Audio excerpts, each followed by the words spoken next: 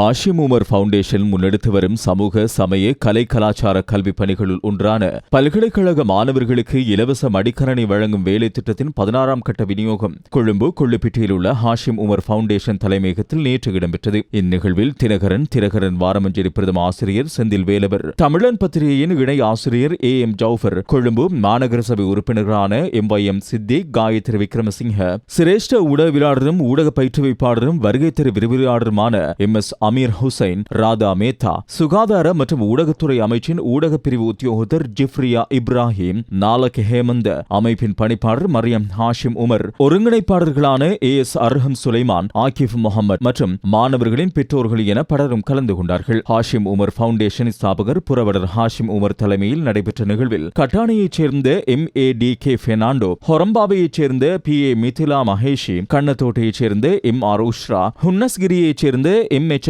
அஃப்ரா, ஜிந்தோட்டை குருந்துவத்தையைச் சேர்ந்த MMF மஃப்ரா ஆகியோர் புரவலரிடமிருந்து மடிக்கணனிகளை பெற்றுக் கொண்டார்கள்.